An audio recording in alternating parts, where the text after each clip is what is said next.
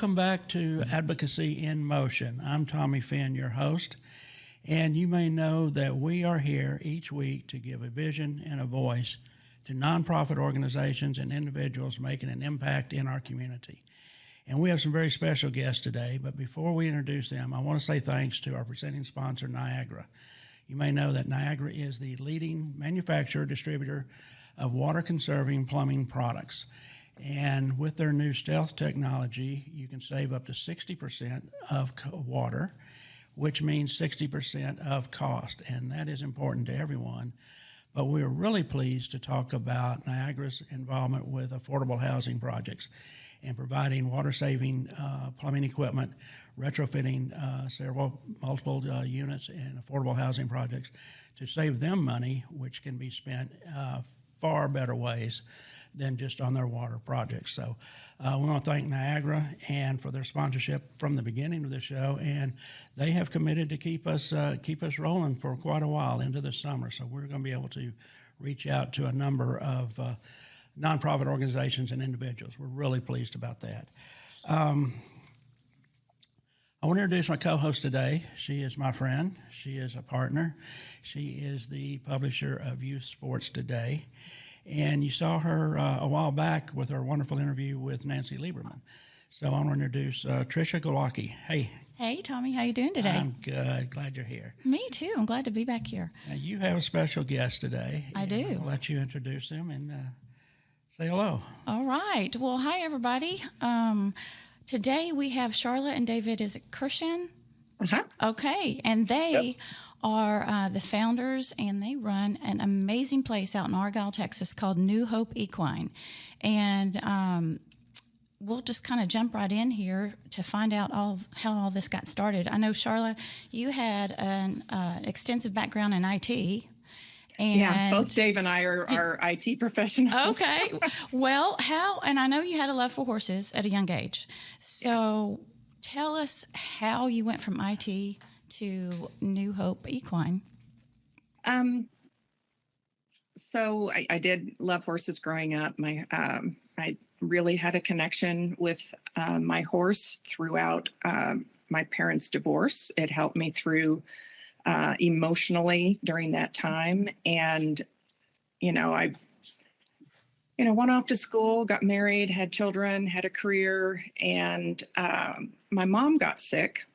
She had ovarian cancer, and I was caring for her. Dave was traveling a bunch, and then had kids in sports all over the place. And at one point, about, I think, 8 years into the process of my mom's cancer, Dave said, I think you need a hobby. I think maybe he thought I was getting grumpy or something. And I said, well, I've always wanted to get back into horses. And so I did. I started taking lessons at 44.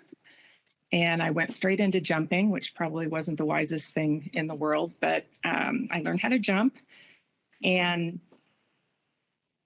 also went from a career in a corporation to doing IT for my church. My boss at the church had a special needs daughter, and she was also in my small group. So I had her in my small group for about 8 years, and she had gone through some really difficult things. She'd had a heart transplant at 3, seizures and strokes during that time frame left her at a second grade level.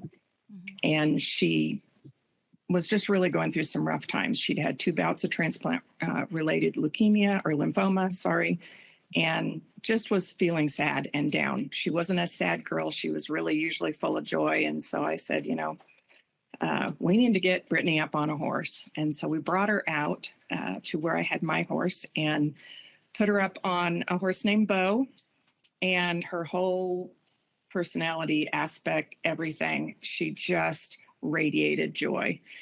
And I had never really heard of this thing called therapeutic riding. And Dave and I were watching a show one night on horses, and it talked about a therapeutic riding center and all the good they were doing for riders with different types of disabilities. And so I started researching and praying, and kind of went to Dave at one point and said, what do you think about this? And I believe he was thinking, yeah, we can go out to the country and have a nice place and do little riding lessons on the weekend, and that'll be cool. So is that what you were thinking, Dave? I think that's probably where your head was at the time. Yeah, something to that effect. So we started looking for property, and we found this foreclosed property that we're on right now in Denton. It needed a lot of rehabilitation. So we closed on it in August of 2012. And 3 days later, I flew to Connecticut for 3 months to go through certification to be able to be an instructor and also to learn how to run a therapeutic riding program. And Dave was here. He sold our house in Grapevine and oversaw the remodel of the house that we're in right now that had been used as a, I think the latest thing was a real estate office. The property was in pretty rough shape. So we spent about 2 years, a year and a half, fencing and adding an arena and just cleaning up mounds and mounds of trash and making it ready for a therapeutic riding center. We opened in March of 2014 and kind of never looked back. Wow, that is so amazing. I know, tell us how kids or even adults, I guess, come about finding you guys and the different types of therapy and just kind of how all that comes about. You bet. Word of mouth has been probably our biggest way of getting new participants. You know, we started with one in 2014 and grew to almost 80 before COVID. It's taken us a while to kind of get our numbers back up since then, but we see riders of all ages. Our oldest rider right now is 93, and at different times we've had early childhood intervention programs where our youngest riders were 2. Wow. Probably the biggest population we see right now is people on the spectrum, on the autism spectrum. Mm-hmm.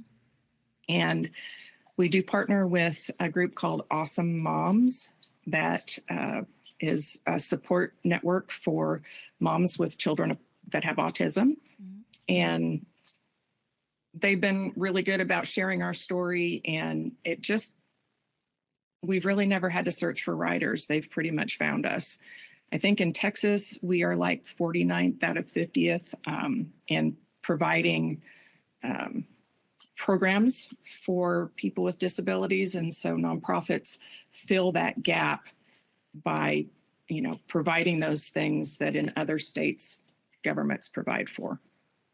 Wow, that's amazing. I noticed I've seen they have different things that they can do when they're out in the arena. Is that part of the therapy? And I know a little bit about horses too. How do you? I guess they have to be trained as well. Yeah. So our therapy horses are really special horses. Typically, they're older. Mm-hmm. They've had a career in some other discipline, and they've retired from that discipline. We typically will bring a horse in and over 90 days determine whether they are calm, quiet, and happy doing this kind of work. We've got a sensory trail, and they go through all sorts of desensitizing with the sensory equipment that we have. The standard, I guess you would say, in the therapeutic riding industry for a horse to be happy doing therapeutic riding is about 2 years, believe it or not. And we have had some horses that stayed for only 2 years, but most of our horses have been with us quite a bit longer. We try really hard to provide brain exercises for the horses and fun and do different things for them so that they remain happy. If you think about the way we have to do therapeutic riding, it typically means you've got one person leading the horse, and then you've got people on each side of the horse. Mm-hmm. And so from a horse perspective, they are fight, flight, and being crowded like that is difficult. They're not used to having people at their side and people in front of them. So they really have to have the right brain and the right heart. We do have horses that we've had over the years and even have now that will slow their walk down to match the walk of or the wheelchair of the rider who's sitting in a wheelchair walking along with them. And so it really takes a lot of, I don't know, heart and a special brain to be a therapy horse. That's amazing. Let me ask, as you mentioned, a wide range, age range, and I'm sure there's a wide range of disabilities throughout. Tell us a little bit about your staff and how you work with individuals of different disabilities. Absolutely. Well, I guess our oldest rider is 93 right now, and our staff works with her, basically just providing an avenue for her to be able to sit on a horse and see the world around her. When she walks, she's bent over and looks at the ground, and so when she's up on the horse, she's able to see the world around her without struggling. And so they provide that environment for her. You go from there, where she's almost independent, to a rider with cognitive and physical disabilities who have somebody who leads the horse and makes sure the horse is good. And then they've got people on the side of the horse who are responsible for the welfare of the rider, but they also interact with the rider. So not only do you have the instructor who's leading the class, and to the best of their ability, we're teaching horseback riding skills.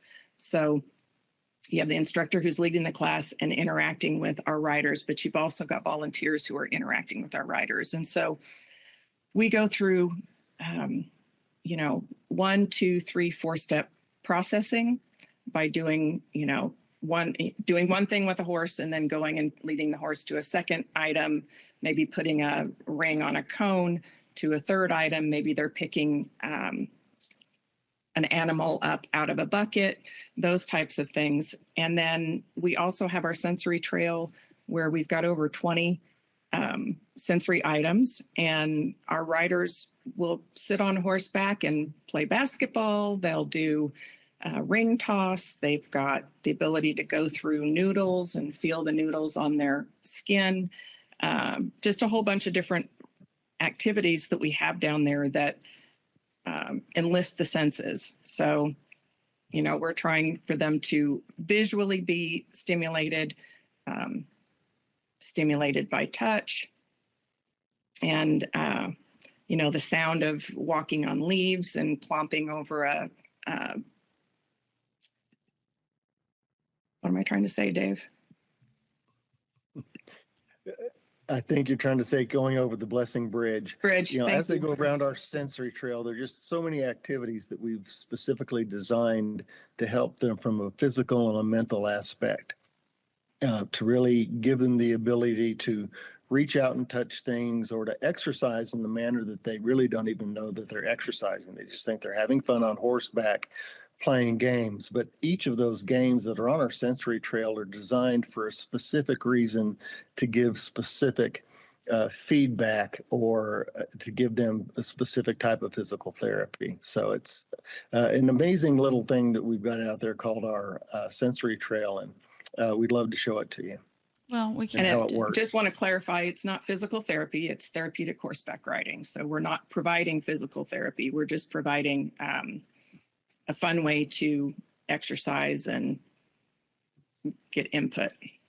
How long typically would, one student, one person, is it like a 12-week course? Is it just kind of on an as-needed basis, or do you have, like a structure and time? We do. Yeah, we have a structure. We operate weekly.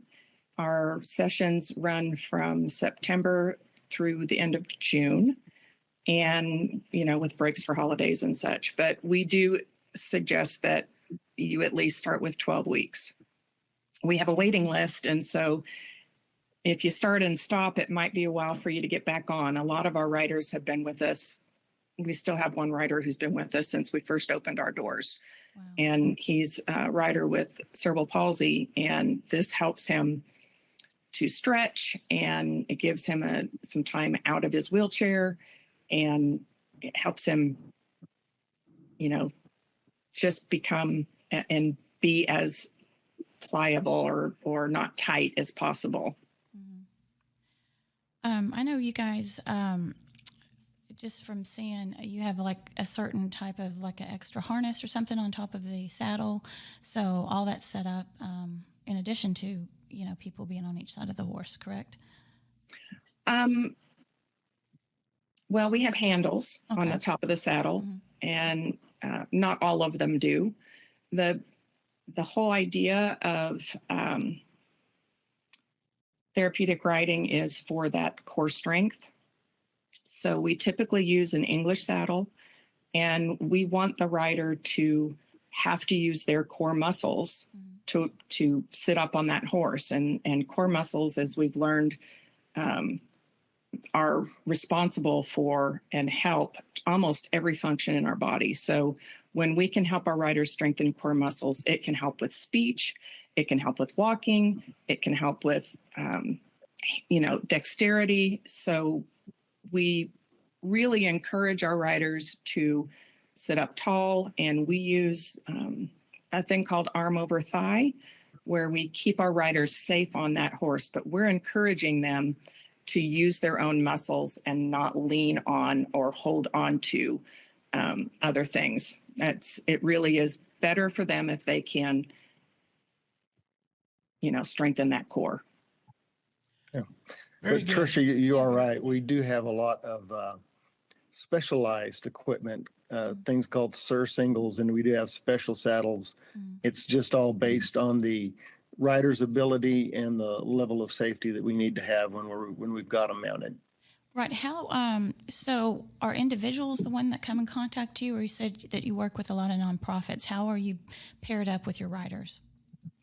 It's primarily individuals. For our therapeutic riding program, now we have recently started a Horses Helping Heroes, which is a primarily unmounted program using the horse to communicate, for the person to communicate back and forth with their horse with people who have PTSD. So we do. And Dave can tell you some of the programs we're working with for veterans. Let me take a quick break here. We have another sponsor I want to recognize. And when we come back, Dave, I definitely want to visit with you about your Horses Helping Heroes and the work you're doing with the Boy Scouts. So Piranha Haven is a wonderful little gift shop in downtown Richardson. It happens to be family, I'll be honest. So if you go in, you see Alex, tell her I said hi. But Piranha is Sanskrit for life force and energy, and what you'll find there is a vast array of artwork from local artists, merchandise from free trade villages, and on the fourth Saturday of every month, they hold a psychic fair, so you can go to piranhahaven.com, check out all they have there in the store, and check out their readers, or you can stop by anytime. It's at 107 South McKinney in the newly renovated downtown Richardson. So check them out. And like I said, if you see Alex, tell her Dad said hi. So, Dave, Horses Helping Heroes. I see a quote on your website that says there's something about the outside of a horse that's good for the inside of a man. And Winston Churchill said that. Tell us about that program and tell us what you're doing with the Boy Scouts. Yeah, so the Horses Helping Heroes program is something that we're just finally getting kicked off this spring. We did a pilot program last fall with a number of veterans. It's mainly a ground-based program, which means they're not riding. They're working with the horses on the ground, doing groundwork and learning all the things about managing those horses within the arena and getting feedback from those horses. It's a really good program, and we can do a lot of good for our veterans, especially the ones with PTSD and similar type of issues. We're working with Wounded Warriors right now. They've reached out to us, and they've asked that we work with one of their case managers here locally to start to plug some people into the program. We've got the first one starting this month, and we're looking to add some other ones through that organization. And we're also supported by paralyzed veterans. They had given us a grant to help cover our costs related last year to getting the program up and started. So we're very appreciative to those guys. You also asked about the Boy Scouts, and New Hope has a great relationship with our local Boy Scout organizations. The local troops have started coming to us pretty much on a yearly basis, 2 or 3 times a year, reaching out, asking for Eagle Scout projects. Over the past decade, we've had over 20 Eagle Scout projects done on our property. And it's both a benefit to New Hope, and it's just a great relationship with those guys, giving them an avenue to come and do their Eagle Scout project. We've had projects from for a wide range of things, from our sensory trail activities, where they'll come out and they'll create a new sensory trail item, to just basic things that we need on a day-to-day basis. As you can imagine, with over a dozen horses on 4 acres, there's a lot of management that goes into that. So we're always having to do work around pens or shelters for the horses. We've had Boy Scouts build us wash stations and in seating areas for our parents. We've also had situations where the Boy Scouts have come out and to help rebuild fencing or signage on the property. Just dozens of great, New Hope benefiting projects that have also taught these young men leadership skills and help them to become Eagle Scouts. So it's a real symbiotic relationship. We love working with them, and we love the opportunity to mint some more Eagle Scouts in the future. I think that's wonderful. You mentioned the Wounded Warriors, and we do have some connections with them. And in fact, next month we're going to be doing this program from the Medal of Honor Museum Preview Center out in Arlington. Mm-hmm. And Chris Cassidy is going to be our guest. Quite amazing, I say young man, quite an amazing gentleman he is. So we really appreciate our connection with them and look forward to visit them and doing more for our veterans. And I really appreciate what you're doing with them. Absolutely. I mean, I grew up on a farm, and I, like you, Sharla, my horse was my best friend through a lot of thick and thin, you don't have to talk. You can just look at them. And so I really commend both of you for dedicating your lives to this. I know some people whose children have benefited from your program, and just to have that few minutes that they can be free and, like you said, out of a wheelchair, it's an amazing deal. I love that. And so you guys have volunteers that come out.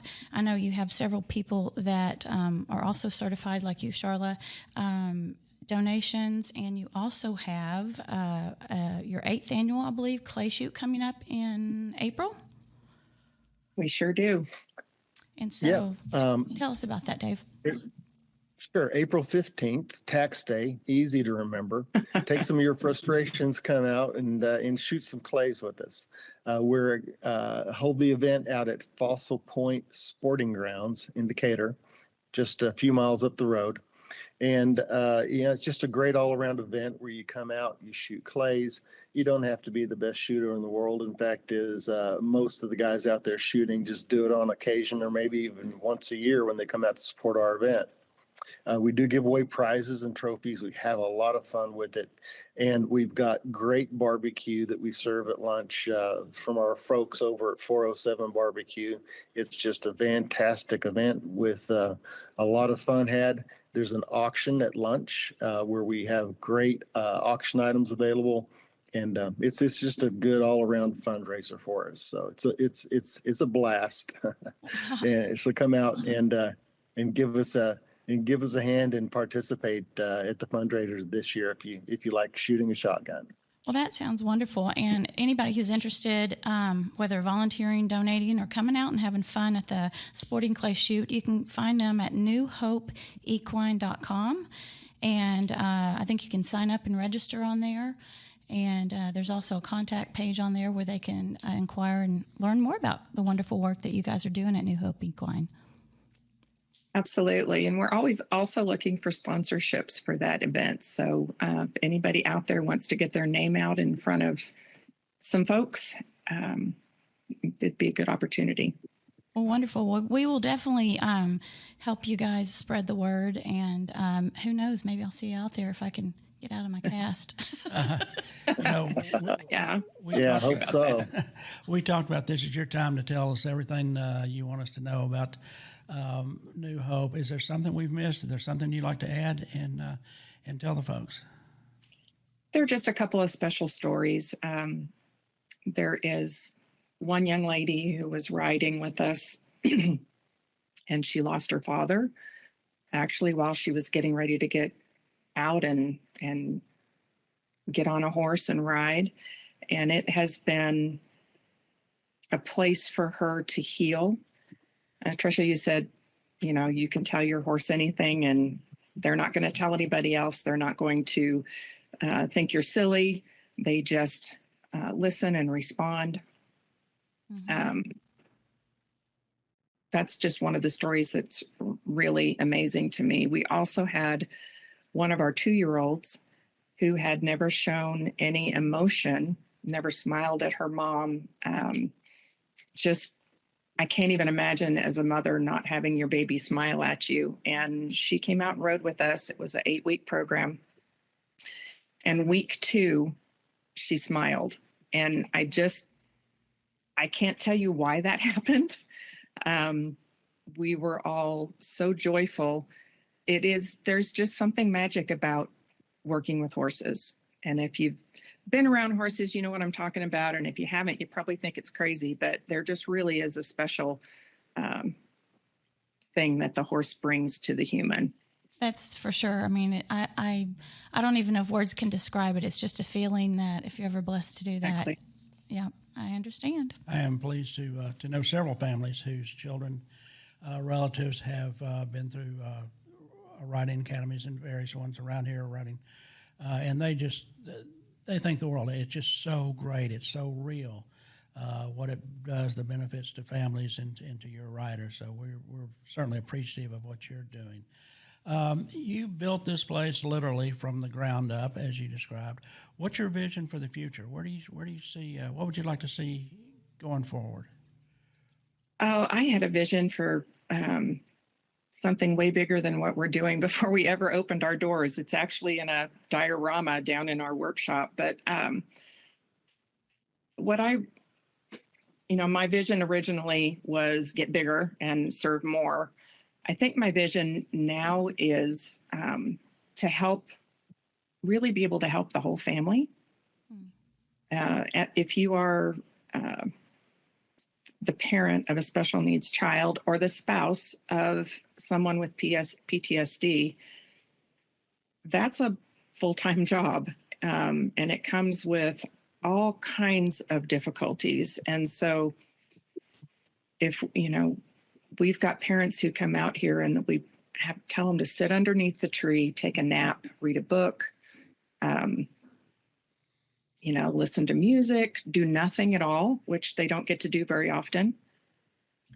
And that's a big piece of this for me. I really want the whole family to feel the benefit of what their child or their loved one is experiencing. And we'd love to have just practically, we'd like to have more acreage, and we would love to have a covered arena so that we could do our work 12 months a year instead of only 10 months a year. Right. Tell us again exactly where you're located. I know you said outside of Denton and Argyle. We're in Argyle. We're at 6151 FM 1830, which is sort of in between Denton and Justin and Flower Mound, and we're kind of a little community in that area. You're in that beautiful horse country up there. There's some. It is beautiful horse country. It's growing a lot right now, but it is still beautiful horse country. Well, that's wonderful. Again, if anyone who wants to find out more about anything we talked about today with New Hope, it's newhopeequine.com. And don't forget the clay shoot. Grab your buddies, men or women, and go out there on April 15th, a Saturday, up in Decatur, and help grow these guys.